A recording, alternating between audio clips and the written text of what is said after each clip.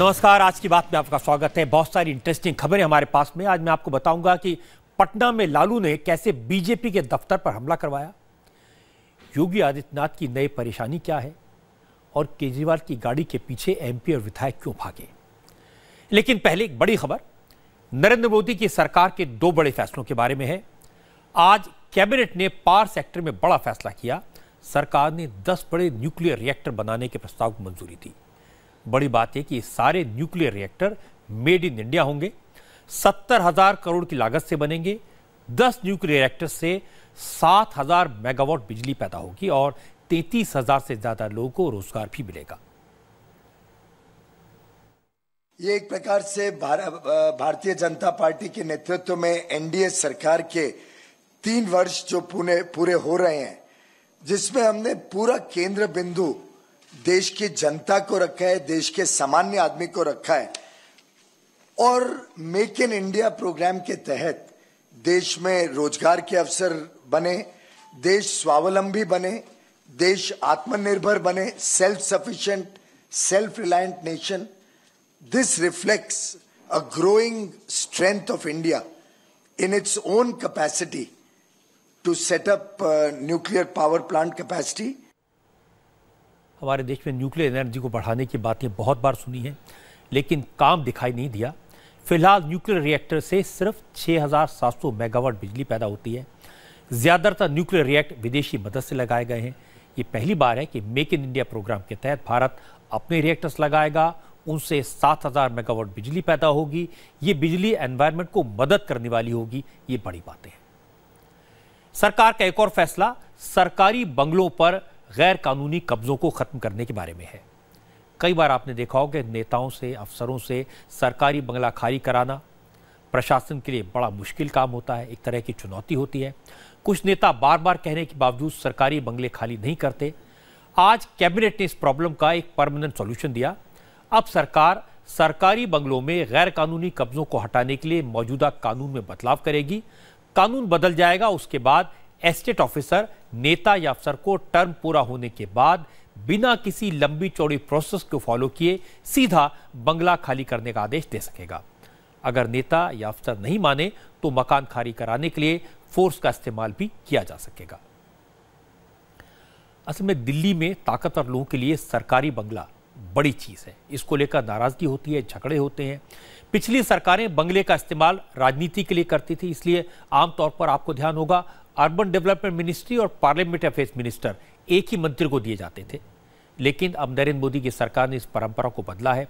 ज्यादातर नेताओं से उनका अलॉटमेंट खत्म होने के बाद बंगला वापस ले लिया जाता है। अंबिका सोनी और शैलजा कुमारी जैसे लोग कोर्ट में गए थे।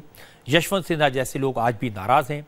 लालू यादव ने हेल्थ ग्राउंड पर बंगला रिटेक करने की दिल्ली में कोशिश की थी। ये भी कहा था इसे किसी दूसरे सीनियर एमपी के नाम पर ट्रांसफर करा दिया जाए, लेकिन ये बाद में झगड़े का कारण बना। शायद इसीलिए अब नरेंद्र मोदी ने इस कानून को बदलने के बारे में सोचा, ताकि कोर्ट से और दबाव से नेता, ब्यूरोक्रेट और रिटायर्ड जज बंगले पर गैर कानूनी कब्जा न रख सके। वैसे लालू का दिल्ली में सरकारी बंगला तो सरकार ने खाली करवा लिया था, लेकिन कल जब इनकम टैक्स की रेड हुई तो पता चला कि लालू और उनके परिवार के दिल्ली में कई बंगले हैं, फार्म हाउसेस हैं। लालू बहुत नाराज हैं इस रेड से और आज उनकी नाराजगी का असर पटना की सड़कों पर दिखाई दिया। आज लालू यादव की पार्टी के कार्यकर्ता सड़कों पर उतरे और बीजेपी के खिलाफ गुस्सा उतारा। आरजेडी के यूथ विंग ने सैकड़ों कार्यकर्ताओं को मैदान में उतारा। पटना में बीजेपी के दफ्तर पर पत्थरबाजी की। नाराजगी सुशील मोदी को लेकर थी। सुशील मोदी ने ही लालू के खिलाफ करप्शन के इल्जाम लगाए, उनकी बेनामी प्रॉपर्टी के दस्तावेज पब्लिक किए। आरजेडी के वर्कर्स ने पार्टी के झंडे लेकर लालू जिंदाबाद के नारे लगाए और पत्थर बरसाए।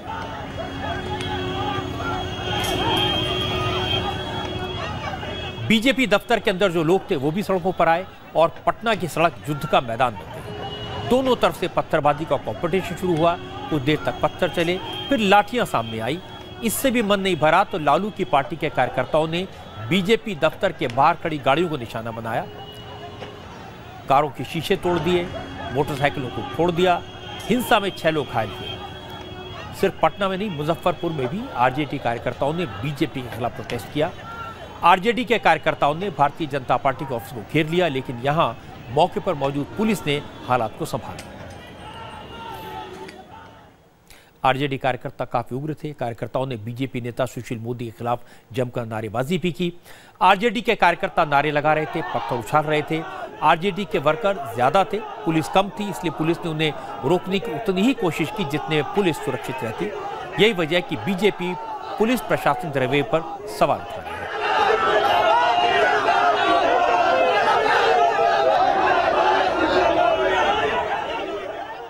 पटना में तो ऐसा लग रहा था जैसे लालू के खिलाफ रेड इनकम टैक्स डिपार्टमेंट ने नहीं, बीजेपी ने करवाई है। आरजेडी कार्यकर्ताओं ने बीजेपी ऑफिस के अंदर घुसने की कोशिश की।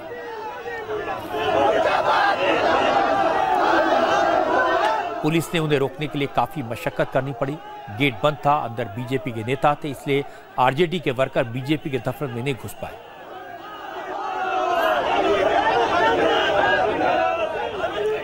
लेकिन इसके बाद आरजेडी के कार्यकर्ताओं ने बीजेपी ऑफिस के बाहर खड़ी गाड़ियों पर अपना गुस्सा उतारा। आरजेडी कार्यकर्ताओं के हंगामे और पथराव के बाद बीजेपी कार्यकर्ता ऑफिस के सामने धरने पर बैठ गए। कार्यकर्ताओं ने लालू यादव के खिलाफ जमकर नारे लगाए।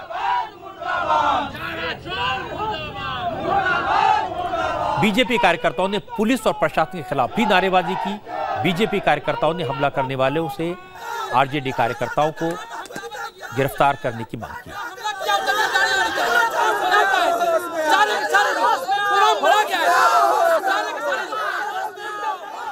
लालू यादव के गुंडों ने भारतीय जनता पार्टी कार्यालय पर, हम लोग शांति से अपना संगठन कार्य कर रहे थे, कार्यालय में आकर के हमला किया। मेरे कार्यालय में तोड़फोड़ किए, हमारे गाड़ी जो लगे थे उनका शीशा तोड़ दिया। आरजेडी के लोग आकर और अचानक हमला कर दिए कार्यालय में और ईंट पत्थर लगे चलाने। कुछ ही कार्यकर्ता हमारे यहाँ पे आकर के राष्ट्रीय जनता दल के कुछ गुंडों ने आकर के रोड़ेबाजी शुरू की है, पत्थरबाजी की है। मेरे 2-3 कार्यकर्ता को उसमें चोट लगी है जो घायल है। हम लोगों की मांग है कि यथाशीघ्र लालू प्रसाद यादव के गुंडों को गिरफ्तार किया जाए और राष्ट्रीय जनता दल पर प्रतिबंध लगाया जाए कि हमारे कार्यालय पर हमला करने का काम किया है। लेकिन आरजेडी कार्यकर्ताओं ने उल्टा इल्जाम लगाया। उनका कहना है कि वो तो बीजेपी के खिलाफ प्रोटेस्ट कर रहे थे, पत्थरबाजी तो बीजेपी के लोगों ने शुरू की।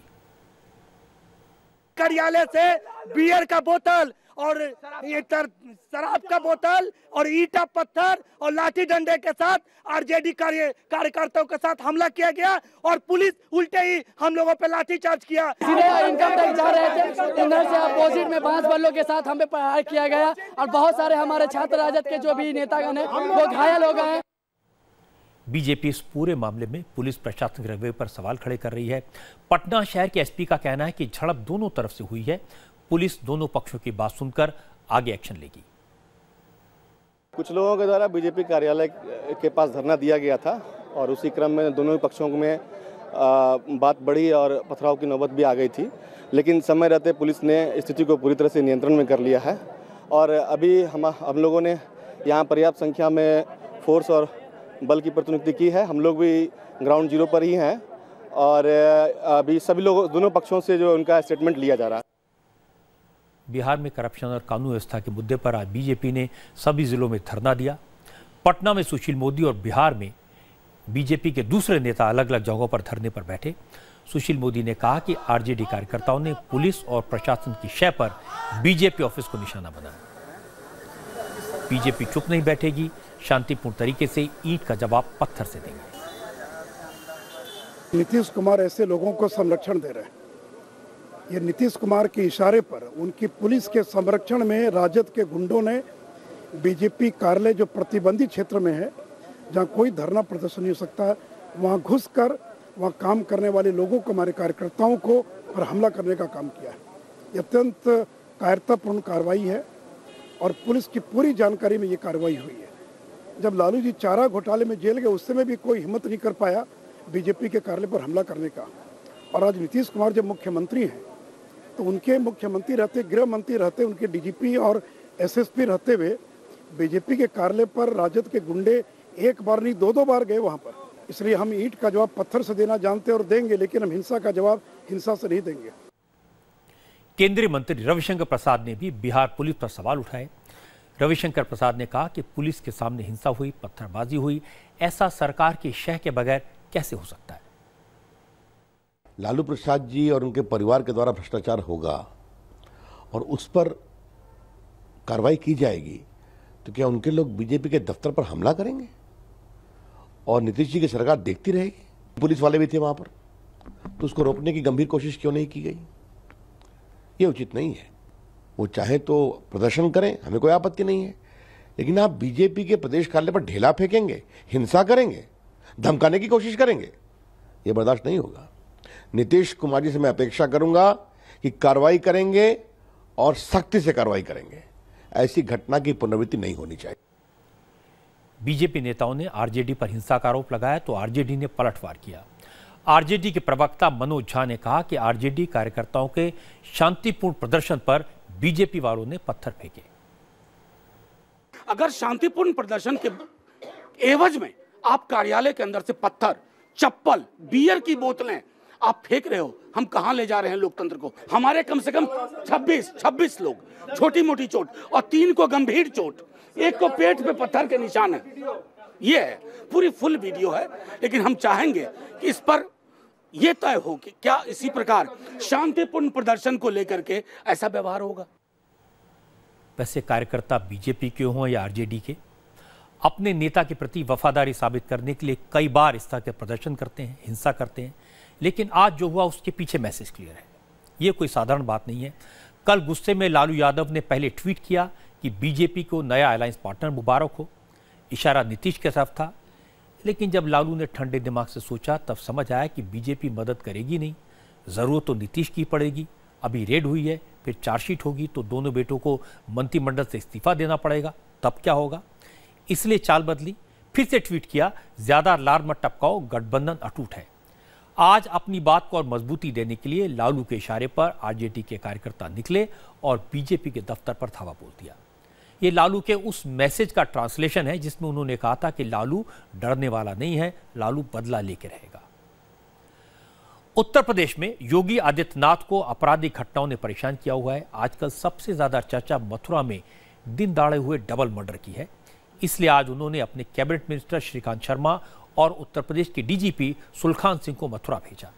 श्रीकांत शर्मा और सुलखान सिंह मृतकों के घर गए, परिवार वालों से मुलाकात की, उन्हें भरोसा दिलाया कि हत्यारे हर कीमत पर पकड़े जाएंगे। श्रीकांत शर्मा मारे गए कारोबारी विकास अग्रवाल और मेघ अग्रवाल के घर वालों को तसल्ली देने गए, लेकिन वहां उन्हें लोगों का गुस्सा झेलना पड़ा। घर वालों ने डीजीपी के सामने पुलिस की नाकामी बताई। ये कहा कि अगर ये केस सॉल्व नहीं होता तो क्या श्रीकांत शर्मा मंत्री पद से इस्तीफा देंगे। श्रीकांत शर्मा ने भी लोगों के गुस्से को शांत करने की कोशिश की। उन्होंने माना कि पुलिस की लापरवाही हुई है, दोषी पुलिस वालों पर एक्शन होगा और अपराधी पकड़े भी जाएंगे।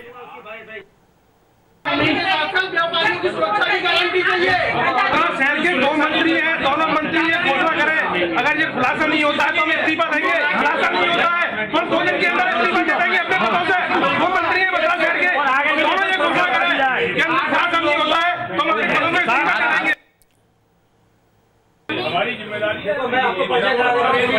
जल्दी केस खुल गया है और बहुत जल्दी दरिंदों को पकड़ लेंगे। पुलिस की लापरवाही है वो भी हमने स्वीकार किया है। चाक चौबंद करेंगे, जो लोग यहाँ बात कर रहे हैं डीजीपी साहब, जो दोषी हैं उनके खिलाफ भी हम लोग कार्रवाई करेंगे, छोड़ेंगे नहीं। बिल्कुल बिल्कुल।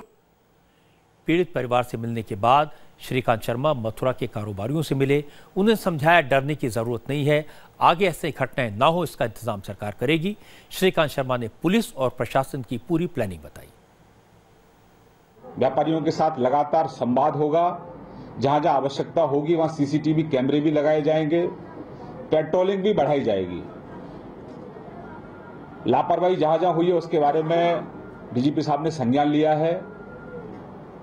जिला चिकित्सालय में जो लापरवाही है उसका संज्ञान भी मैंने लिया है और ये पूरी रिपोर्ट मैं तैयार करके माननीय मुख्यमंत्री जी को सबमिट करूंगा और जो जो आवश्यक कार्रवाइयां होंगी वो सभी कार्रवाइयां होने वाली हैं। यूपी के डीजीपी ने भी कारोबारियों को भरोसा दिलाया कि उनकी पूरी हिफाजत की जाएगी। सुलखान सिंह ने कहा कि कोई भी अफसर अगर इस मामले में ढिलाई करेगा तो उसके खिलाफ एक्शन होगा। व्यापारी वर्ग को विशेष तौर पर आश्वस्त करना चाहता हूं कि पैनिक करने की या घबराने की जरूरत नहीं है।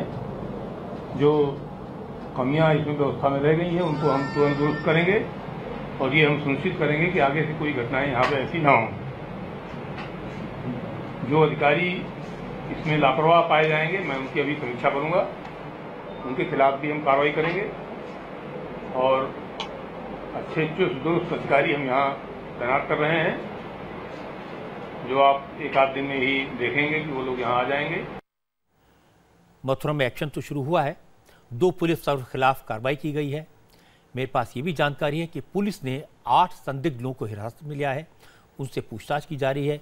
उम्मीद यह है कि ज्वेलर्स के हत्यारे जल्दी पकड़े जाएंगे। पुलिस के ऊपर दबाव इसलिए ज़्यादा है क्योंकि इस घटना से यूपी में कानून व्यवस्था पर एक बार सवाल खड़े हुए हैं और योगी आदित्यनाथ ने साफ डायरेक्शन दी है कि किसी भी कीमत पर अपराधियों को पकड़ा जाए।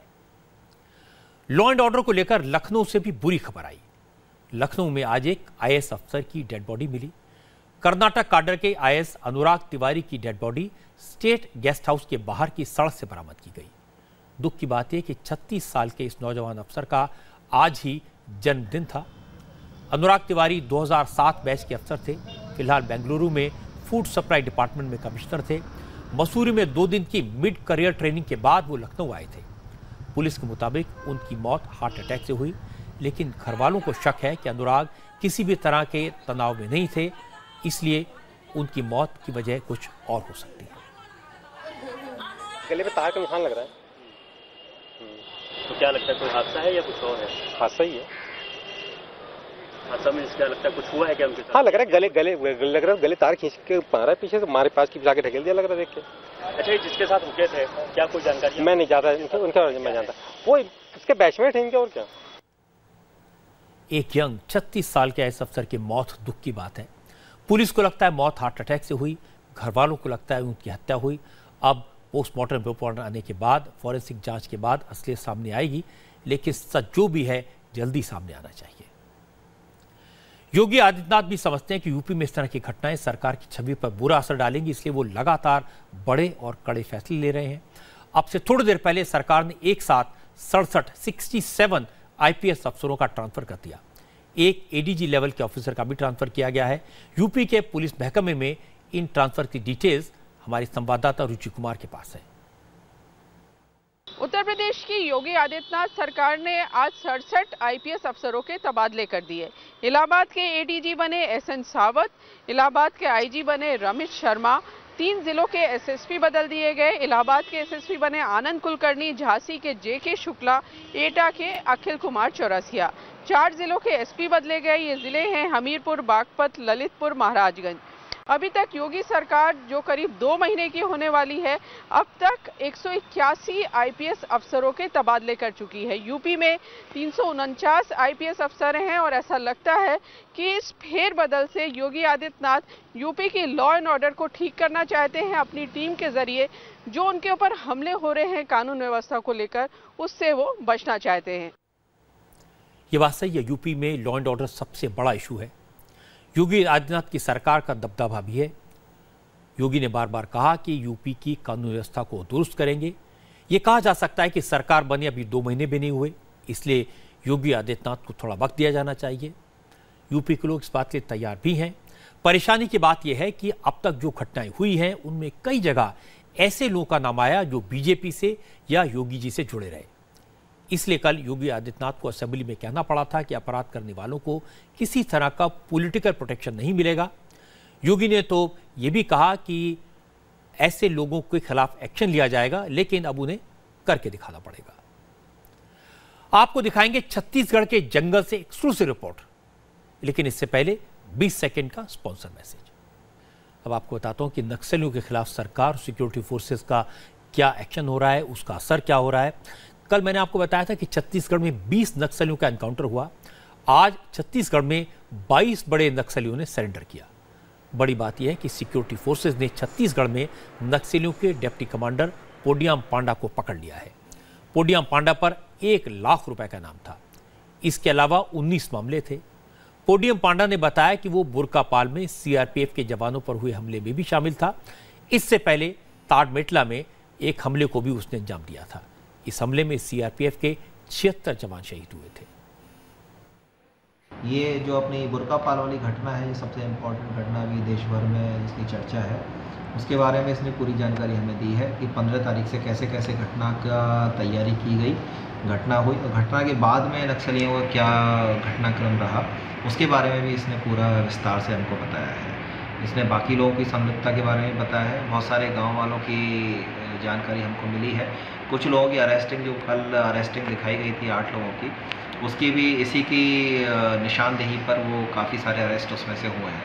अभी बहुत सारे और भी अरेस्ट हैं जो किए जाएंगे, जो नक्सली के मिलिशिया मेंबर हैं, LOS मेंबर हैं उनके, और इसकी निशानदेही पर कुछ विशेष अभियान भी चलाए जाएंगे। सुकमा के एसपी ने बताया कि इस नक्सली ने ऐसे खुलासे किए जिसे सुनकर पुलिस अफसर भी चौंक गए। नक्सली कमांडर ने पूछताछ में बताया कि छत्तीसगढ़ के जंगल में रहने वाले नक्सलियों के रिश्ते दिल्ली के कुछ बड़े नेताओं से भी हैं।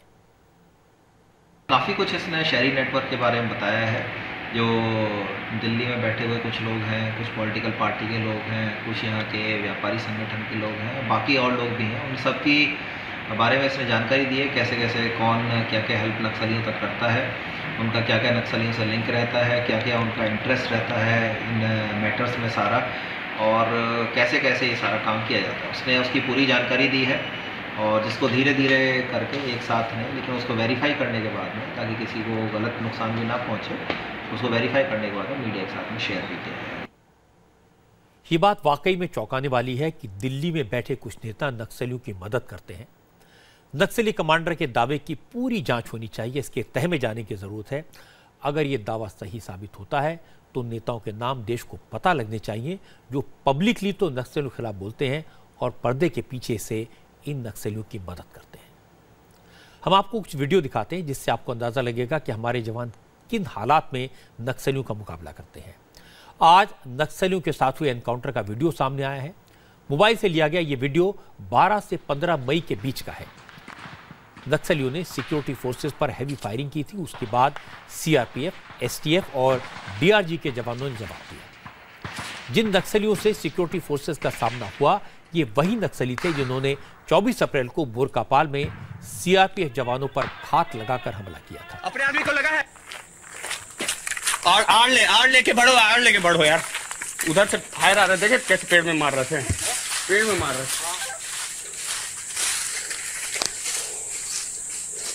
वही वाली पार्टी है।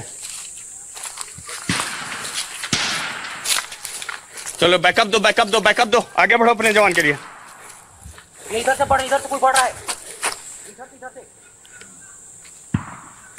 ओके आराम से रहे। Fire control.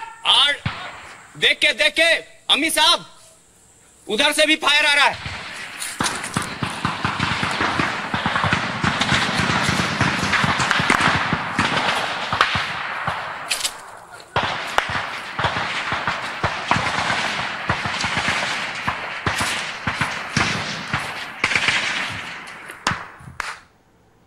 ये वीडियो देखकर आप समझ पाएंगे कि एनकाउंटर के वक्त सिक्योरिटी फोर्सेस को कितनी सावधानी बरतनी पड़ती है, कितना खतरा उठाना पड़ता है। ये वीडियो सिक्योरिटी फोर्सेस की सबसे पीछे वाली टुकड़ी का है। मुश्किल ये थी, ये जवान अंधाधुंध फायरिंग भी नहीं कर सकते क्योंकि इनके आगे इनके अपने साथी थे, इसलिए पीछे वाली टुकड़ी टारगेटेड फायर कर रही थी। जब तक उन्हें कोई नक्सली नजर नहीं आया तब तक वो फायर नहीं कर रहे थे। अपने लड़के आगे भाग रहे हैं, कंट्रोल करवाइए STF को। पूरा DRG आगे भाग रही है, पूरा फायर कंट्रोल कराई। जब तक फायर नहीं आएगा तब तक कोई फायर नहीं करेगा। जबरदस्ती का जब तक टारगेट क्लियर नहीं तब तक कोई फायर नहीं। बना कीजिए उधर है? केवल टारगेट को देख के फायर करें। अपने लड़के हैं चारों तरफ पूरे जंगल में। बंद करवाइए पीछे से फायर, पूरा फायर बंद करवाइए, पूरा फायर बंद करवाइए। आगे अपने लड़के पूरा दौड़ रहे हैं आपके फायरिंग रेंज में।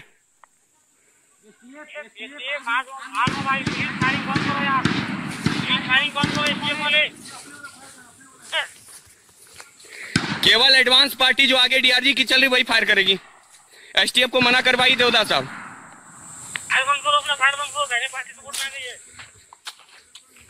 पूरा फायरिंग बंद कराइए, पूरा STF को बोली फायरिंग कोई नहीं करेगा, जो टारगेट देख रहा वही फायर करेगा। पूरे चारों जंगल में कोबरा, STF, अपनी DRG सब है।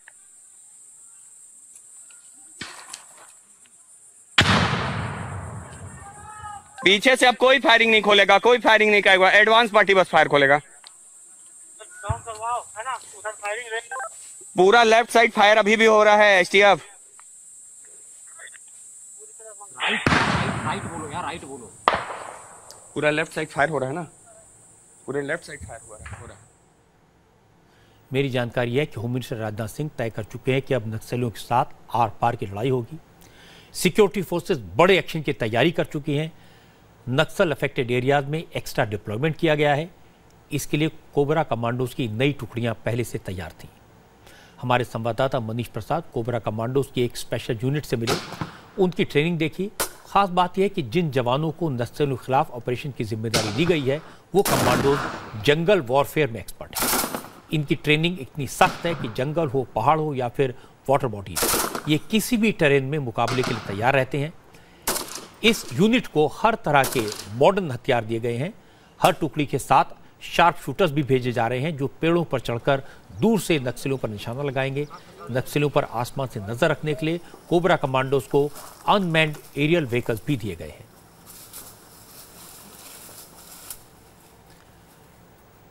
मनीष प्रसाद ने कोबरा कमांडोज के डिप्टी कमांडर से बात की। उन्होंने वो हथियार दिखाए जो नक्सलियों के खिलाफ ऑपरेशन में इस्तेमाल किए जाएंगे। डिप्टी कमांडर ने बताया कि कमांडोज के साथ शार्प शूटर्स हैं। ये असल में गेम चेंजर है।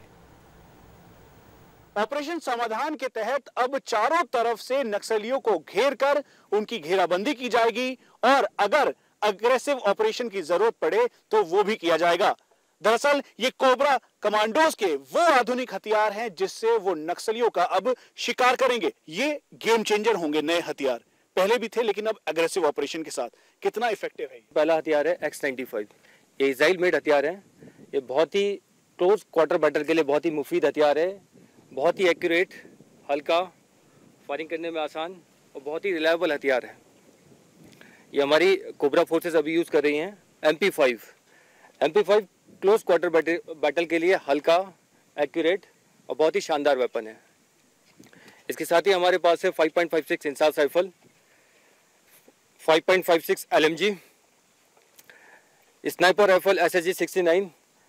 आज की डेट में जब नक्सल्स के एम्बुश का खतरा बहुत ज़्यादा बढ़ गया है और हम बार बार देखने में आता है एम्बुश के लिए, तो ये एक ऐसा हथियार है जो कि इस सिचुएशन में बहुत ही कारगर है। और इसी यही कारण है कि कोबरा जब भी जाता है ऑपरेशन में तो कोबरा का सक्सेस रेट ज़्यादा है और हमारी कैजुअलिटीज़ कम है, क्योंकि हम रिलाई करते हैं स्नाइपर्स के ऊपर और जो हमारे वेपन की साइटिंग है उसके ऊपर। UBCL एक ऐसा हथियार है जो ना केवल एम्बुश में बल्कि ऑपरेशंस में दोनों को, एम्बुश को, चाहे एम्बुश को तोड़ना हो या दुश्मन के ऊपर ऑफेंसिव ऑपरेशन करना हो या अटैक या लॉन्च करना हो, ये हथियार दोनों ही रूप में बहुत कारगर हथियार है। इसी के साथ 84 mm CGRL दुश्मन के हाइड आउट को बस करने के लिए ये बहुत ही कारगर हथियार है। इससे आप दुश्मन के हाइड आउट को, जैसे हमको जो मालूम चलता है, तो उसको दूर से बर्बाद करने के लिए बहुत ही इफेक्टिव हथियार है और इसको कोबरा इफेक्टिवली यूज कर रही है। इस समय कोबरा की 10 यूनिटें अलग अलग लेफ्ट विंग एक्सट्रीमिज्म के इलाके, यानी कुल मिलाके 35 ऐसे डिस्ट्रिक्ट हैं जो पूरी तरह से नक्सलियों से प्रभावित हैं, उनकी रक्षा कर रहे हैं। तो वहीं दूसरी तरफ कुल मिलाके 100 ऐसे डिस्ट्रिक्ट हैं जहां पर नक्सलियों का प्रभाव है। इसीलिए इस समय सरकार ने एक रणनीति के तहत कोबरा को एक्स्ट्रा डिप्लॉय करने का पूरा मन बना लिया है। ये रिपोर्ट देखकर काफी भरोसा होता है। कमांडोज की ट्रेनिंग, कमांडोज को दिए गए हथियार, उनकी तैयारी देखकर मुझे होम मिनिस्टर राजनाथ सिंह की वो बात याद आई जो 2 दिन पहले उन्होंने इंडिया टीवी के स्पेशल शो संवाद में मुझसे कही थी। राजनाथ सिंह से मैंने बार बार पूछा था, नक्सली हमारे जवानों पर हमले कर रहे हैं, CRPF के 24 जवान शहीद हो गए हैं, सरकार कब एक्शन करेगी, क्या एक्शन करेगी, नक्सलियों पर लगाम कैसे कसेगी? मैंने घुमा फिरा कर यह सवाल कई बार पूछा था। राजनाथ सिंह ने जवाब में बार बार ये कहा कि टीवी पर सरकार की रणनीति तो नहीं बता सकते, लेकिन नक्सलियों के खिलाफ एक्शन होगा, जल्दी होगा और एक्शन ऐसा होगा जो दिखाई भी देगा। आज लग रहा है कि राजनाथ सिंह फैसला कर चुके थे, तैयारी हो चुकी है, अब फाइनल असॉल्ट की बारी है। अब ऐसी खबर आपको बताना चाहता हूं जिससे सुनने के बाद आप अपनी आर्म्ड फोर्सेस पर फख्र महसूस करेंगे। इंडियन नेवी ने गल्फ ऑफ एडन में एक जहाज को किडनैप होने से बचा लिया, पायरेट्स को पकड़ लिया। इंडियन नेवी के पेट्रोल वेसल INS शारदा ने अदन की खाड़ी में बहादुरी दिखाते हुए लाइबेरिया के एक जहाज को समुद्री लुटेरों यानी पायरेट से बचाया। कल शाम INS शारदा को लाइबेरिया के कार्गो जहाज MV माउंटबेटन से डिस्ट्रेस कॉल मिली। उस वक्त ये कार्गो वेसल सल्लल्लाह से 426 किलोमीटर दूर था, जबकि INS शारदा इस जहाज से 56 किलोमीटर दूर था। जानकारी के मुताबिक लाइबेरिया के जहाज की तरफ 2 बड़ी और 8 छोटी बोट तेजी से आ रही थी। इन बोट्स में पायलट थे, उनके पास कलाशनिकोव राइफल्स थी, लेकिन ये लुटेरे जहाज को लूट पाते, उसे बंधक बना पाते इससे पहले ही INS शारदा मौके पर पहुंच गया। शारदा के अंदर मरीन कमांडोज मौजूद थे। एरियल सपोर्ट के लिए नेवी का हेलीकॉप्टर भी मौजूद था। इन कमांडोज को देखकर बोट्स ने अपनी स्पीड बढ़ा ली, मौके से भागने लगी, लेकिन INS शारदा ने रोक लिया और पायलट्स पकड़े गए। ये बात है कल 4:45 बजे की। उसके बाद हमारा शिप फुल स्पीड शिप को बचाने के लिए आया था और 7 बजे के करीब जब हम वहां पहुंचे तो हमने देखा वहां 2 धाउस थी और 8 स्किफ्स, बहुत स्मॉल बोट्स होती हैं, बहुत हाई स्पीड पे जाती हैं। तो उनको जब उन्होंने हमें देखा तो 3 बोट्स वहां से भाग निकली और बाकी हमने जो इन 2 धाउस को और 5 बोट्स को, हमारे कमांडोज थे, पहले हेलीकॉप्टर गया, फिर उसके बाद बोट्स गई और हमने ये पूरा उनको तलाशी लिया। तो हमें वहां से उनके पास एक वेपन मिला, AK-47 और कुछ कारतूस मिले। हमने उनका पूरा चेक करके उनको नॉर्मली हम we disarm them and then leave them. So this is how the anti piracy attempt was foiled by INS Sharda yesterday. कुछ दिन पहले इंडियन नेवी ने एक और जहाज को बचाया था, लेकिन उस वक्त चाइना ने इसका क्रेडिट ले लिया। आज इंडियन नेवी ने दोबारा वही कारनामा करके दिखाया। और अब आपको बताते हैं कि ट्रिपल तलाक के इशू पर आज सुप्रीम कोर्ट में क्या हुआ। आज सुनवाई के 5वें दिन सुप्रीम कोर्ट ने all India Muslim personal law board से पूछा, क्या निकाह के वक्त निकाहनामे में महिला को 3 तलाक के लिए ना कहने का अधिकार दिया जा सकता है। कोर्ट ने पूछा, क्या ऐसा हो सकता है कि पर्सनल लॉ बोर्ड सभी काजियों को यह निर्देश दे कि वो निकाहनामे में महिला की तरफ से ये कंडीशन जोड़े कि अगर उन्हें एक बार में 3 तलाक दिया गया तो वो इसे कबूल नहीं करेंगी, या निकाहनामे में 3 तलाक को लेकर महिला की मर्जी भी शामिल करें। आज सुप्रीम कोर्ट ने सरकार से यह पूछा कि अगर 3 तलाक को रद्द कर दिया जाए तो आगे का कोर्स ऑफ एक्शन क्या होगा, सरकार क्या करेगी। आज खुद attorney general Mukul Rohatgi court में मौजूद थे। मुकुल ने 3 तलाक के खिलाफ सरकार का पक्ष रखते हुए कहा कि यह मामला बहुसंख्यक बनाम अल्पसंख्यक का नहीं है, यानी मेजॉरिटी वर्सेस माइनॉरिटी नहीं है। ये प्रॉब्लम मुस्लिम कम्युनिटी की है और टकराव भी मुस्लिम महिलाओं और पुरुषों के बीच है। मुकुल रोहतगी ने कहा कि अगर कोर्ट 3 तलाक को रद्द कर देती है तो सरकार इस पर कानून लाने को तैयार है। अटॉर्नी जनरल ने दलील दी कि अपने एफिडेविट में पर्सनल लॉ बोर्ड खुद कहता है कि 3 तलाक पाप है, गैर जरूरी है, तो साफ है कि 3 तलाक इस्लाम का जरूरी हिस्सा नहीं है और जो जरूरी नहीं है उसे संविधान के जरिए प्रोटेक्शन कैसे दिया जा सकता है। अटॉर्नी जनरल ने आगे कहा कि 3 तलाक का मामला भी संवैधानिक अधिकार के तहत ही देखा जाना चाहिए। पर्सनल लॉ और कॉन्स्टिट्यूशन की कसौटी पर टेस्ट होते हैं, क्योंकि 3 तलाक धर्म का भिन्न हिस्सा नहीं है, इसलिए इस मामले में धार्मिक स्वतंत्रता के अधिकार का हवाला नहीं दिया जा सकता। आज सुप्रीम कोर्ट ने जब all India Muslim personal law board के वकील कपिल सिब्बल से पूछा कि क्या निकाहनामे में महिलाओं को 3 तलाक ना कहने का ऑप्शन दिया जा सकता है, इस पर कपिल सिब्बल ने कहा कि कोर्ट की तरफ से दिया गया सुझाव अच्छा है, लेकिन निकाह के दौरान जब काजी तलाक की बात कहेंगे तो लोग नाराज हो सकते हैं। हालांकि मुस्लिम पर्सनल लॉ बोर्ड के सभी मेंबर से इस पर बात करके जवाब दिया जाएगा। कपिल सिब्बल ने बताया कि मुस्लिम पर्सनल लॉ बोर्ड ने 14 अप्रैल 2014 को एक रेजोल्यूशन पास किया है जिसमें कहा गया कि 3 तलाक एक गुनाह है और मुस्लिम कम्युनिटी के लोगों को उस शख्स का बहिष्कार करना चाहिए जो इसे अपनाता है। हालांकि आज सिब्बल ने फिर कहा कि सुप्रीम कोर्ट को पर्सनल लॉ में दखल नहीं देना चाहिए। अगर कोर्ट या सरकार की तरफ से कोई कदम उठाया गया तो उसका नेगेटिव असर होगा। मुसलमान इसे लेकर अड़ियल रुख अपना सकते हैं। 3 तलाक की बुराई फिर से जिंदा हो सकती है। मुस्लिम पर्सनल बोर्ड के बाद जमीयत उलेमा हिंद के वकील राजू रामचंद्रन ने 3 तलाक पर दलीलें सामने रखी। राजू रामचंद्रन ने कहा कि 3 तलाक धार्मिक मामला है। अगर एक शख्स अपनी पत्नी को तलाक देता है तब ऐसे हालात में उस महिला के साथ रहना पाप बन जाता है। उन्होंने कहा कि मेरा स्कूल ऑफ थॉट यही कहता है कि अगर कोर्ट ट्रिपल तलाक को खत्म कर देता है तो ये पुरुषों को अपनी तलाकशुदा पत्नी के साथ रहने के लिए मजबूर करेगा और कोर्ट ऐसा पाप करने के लिए किसी को फोर्स नहीं कर सकता। एक धर्मनिरपेक्ष अदालत के जज मेरे स्कूल ऑफ थॉट को गलत नहीं साबित कर सकते और इसे बदलने के लिए मजबूर नहीं कर सकते। जमीयत ने जब 3 तलाक को अपना धार्मिक मामला बताया तो सुप्रीम कोर्ट के चीफ जस्टिस ने लिखित दलीलों के आधार पर पूछा कि एक बार में 3 तलाक कुरान का हिस्सा है या नहीं। यहां तक कि हर जुमे की नमाज के बाद इसे पाप बताया जाता है। एडिशनल सॉलिसिटर जनरल पिंकी आनंद ने रामाचंद्रन की दलीलों पर क्या कहा, ये आपको बता देते हैं। प्रश्न ये है कि जो कोई भी पार्ट अगर रिलीजन का है जो नॉन एसेंशियल है, जिस प्रकार से कहा गया था कि तलाक़े बिद्दत में ऑप्शनल है, तो हम तो यही कह रहे थे कि जो एक कि हर चीज जो है, हर प्रैक्टिस जो है वो सब्जेक्ट टू फंडामेंटल राइट्स है। और दूसरा, अगर वो कोई रिलीजन का भी पार्ट है तो सिर्फ वो पार्ट प्रोटेक्टेड है जो इसेंशियल पार्ट ऑफ रिलीजन है। और क्योंकि सब कोई मान के चल रहे हैं बहस में कि तलाक़े बिद्दत ऑप्शनल है, इसलिए उसके ऊपर कोई भी लेजिटिमेसी इसेंशियल प्रैक्टिसेस की नहीं हो सकती। बात समानता की है, तभी कल परसों से भी हम लोग यही अर्ज कर रहे हैं कि जहां तक प्रथाएं थी, जिस प्रकार से सती थी, देवदासी थी, अनटचेबिलिटी थी, ये सारी प्रथाएं समाज में चल रही थी और काफी सालों से चल रही थी, सेंचुरी से चल रही थी। लेकिन सारी प्रैक्टिसेस को रोका गया क्योंकि वो इंसान के हक के खिलाफ है, ह्यूमन डिग्निटी के खिलाफ है। इसलिए कोई भी चीज इस प्रकार से नहीं देखनी चाहिए कि वो एक रिलीजन में है या दूसरी रिलीजन में है। सेक्युलर नेशन में ये होना चाहिए कि जो भी प्रैक्टिस है वो संविधान की रिक्वायरमेंट्स को मीट करे, फंडामेंटल राइट्स को मीट करे, समाज को जो है वो मीट करे। मामला सेंसिटिव है, लोगों की भावनाओं से जुड़ा है, इसलिए मैंने आपको डिटेल में बताने की कोशिश की कि सुप्रीम कोर्ट में किस तरह से आर्गूमेंट हो रहे हैं, किस तरह से तर्क रखे जा रहे हैं। लगता है कि सुप्रीम कोर्ट के जज फिलहाल इस मामले की पेचीदगियों को समझने की कोशिश कर रहे हैं। इसलिए बहस के दौरान सुप्रीम कोर्ट के जज जो सवाल पूछते हैं, जो कमेंट करते हैं, जिस तरह की बातें कहते हैं, उससे किसी तरह की अटकलें अभी नहीं लगानी चाहिए, इंतजार करना चाहिए ये हियरिंग पूरी हो इसका।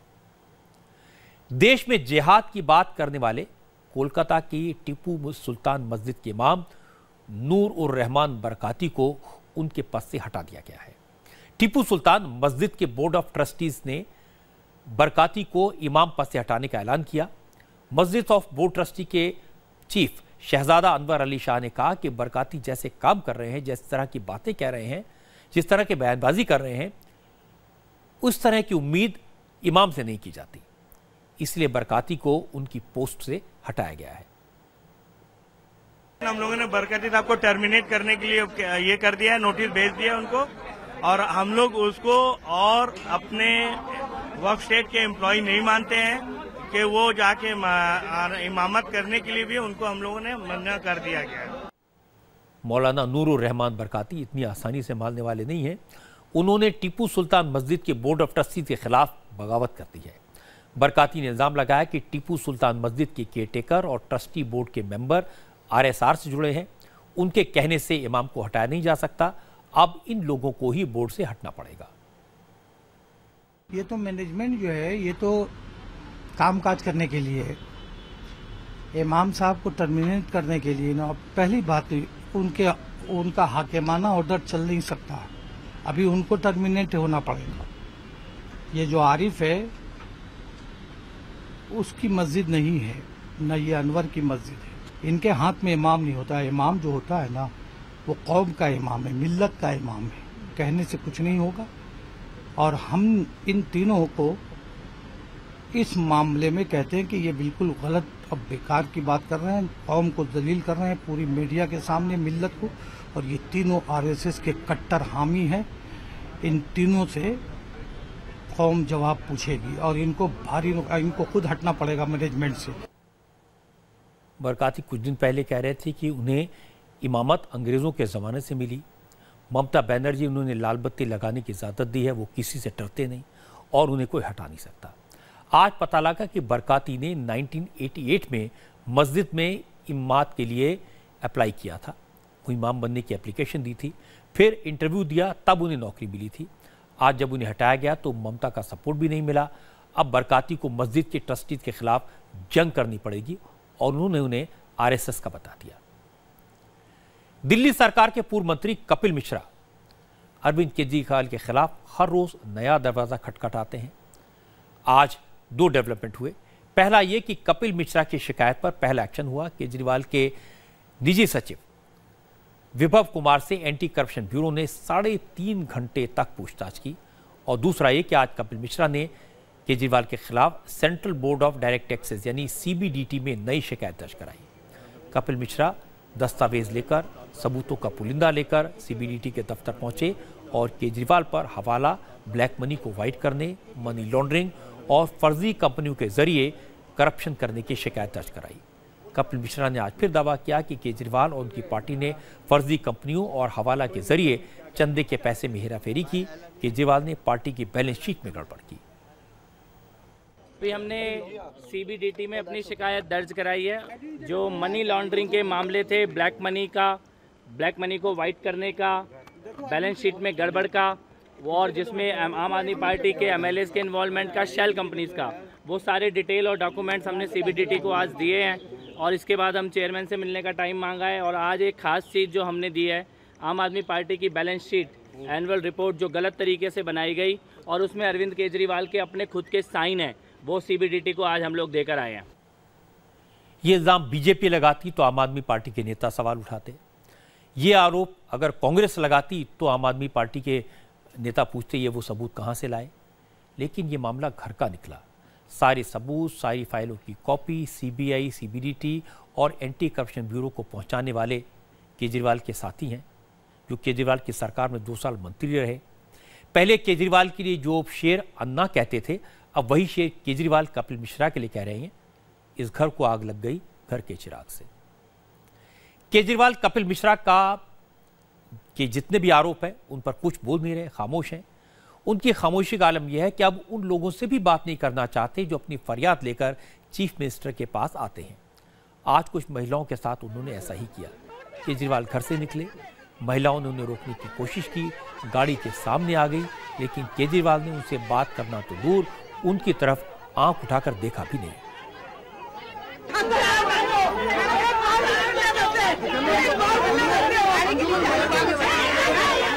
ये महिलाएं दिल्ली के सरकारी हॉस्पिटल में कॉन्ट्रैक्ट पर कई साल से काम कर रही थी।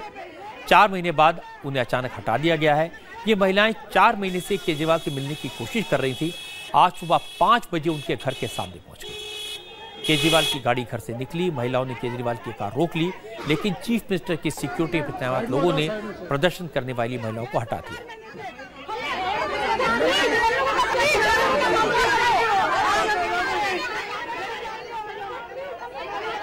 बाद में इन महिलाओं ने कहा यह शख्स वो केजरीवाल नहीं है जिसे उन्होंने वोट देकर चीफ मिनिस्टर बनाया था।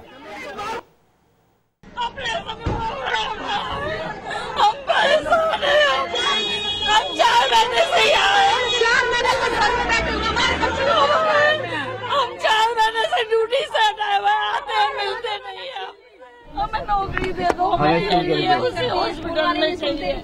घर के कोई नौकरी दे दे। भूखा कोई न मरने के लिए यहाँ आता है, बात करने ही तो आते हैं हम नौकरी की।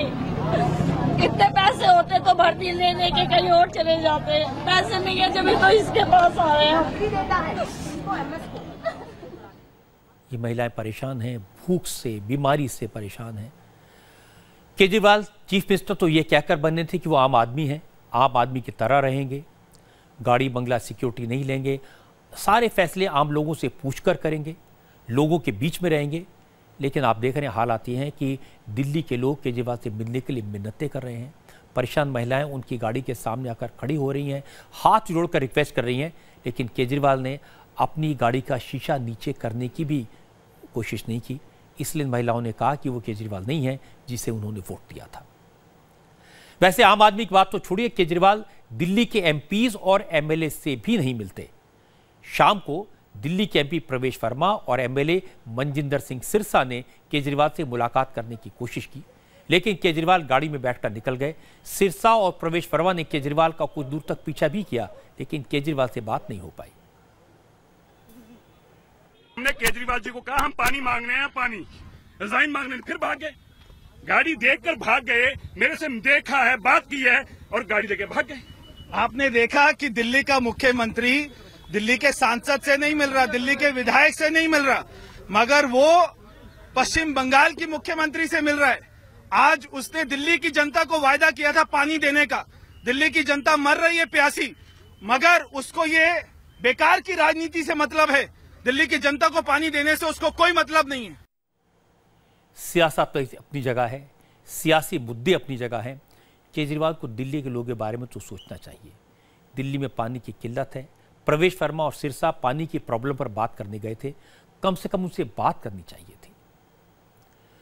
थोड़ी देर बाद आपको बताएंगे आज की अच्छी खबर, आपको दिखाएंगे कैसे कुछ स्टूडेंट्स की हिम्मत से सरकार झुक गई।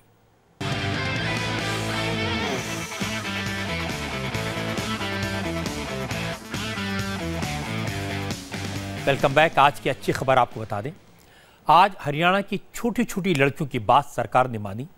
इंडिया टीवी की मदद से यह फैसला हुआ। गोठल गांव की लड़कियां 8 दिन से अनशन पर बैठी थी। गांव का स्कूल 10वीं तक था।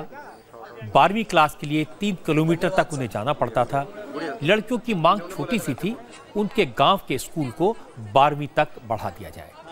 दूसरे गांव में स्कूल जाते वक्त लड़कियों के साथ छेड़छाड़ होती थी। छात्राएं छुटकारा पा चाहती थी। लड़कियों के अनशन के बाद हरियाणा सरकार ने आज स्कूल को अपग्रेड करने का नोटिफिकेशन जारी किया। एजुकेशन डिपार्टमेंट के अफसर पहुंचे, नोटिफिकेशन को पढ़कर सुनाया और इसके बाद लड़कियों ने अपना अनशन तोड़ दिया। जब आज आपको ये बताया गया हॉस्पिटल में कि आपकी बात मान ली है सीएम साहब ने, तो कैसा लगा आपको? हमें बहुत अच्छा लगा, उन्होंने हमारी बात मान ली। आप कितने दिनों से अनशन पर बैठे हुए? हम आज 8 दिनों से अनशन पर बैठे थे।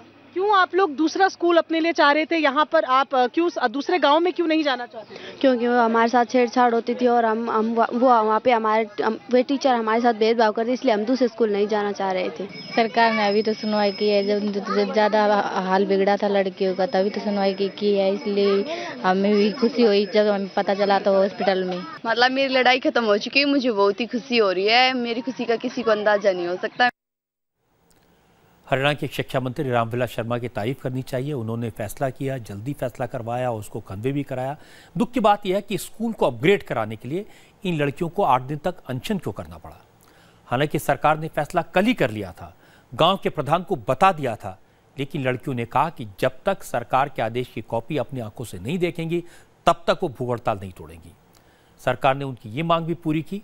इन लड़कियों ने दिखा दिया, अगर इरादा नेक हो, हौसला मजबूत हो तो बड़े से बड़ा काम कराया जा सकता है। थोड़ी देर बाद आपको दिखाएंगे स्वामी रामदेव का ऐसा अंदाज जो आपने नहीं देखा होगा। स्वामी रामदेव नच बलिए में पहुंचे।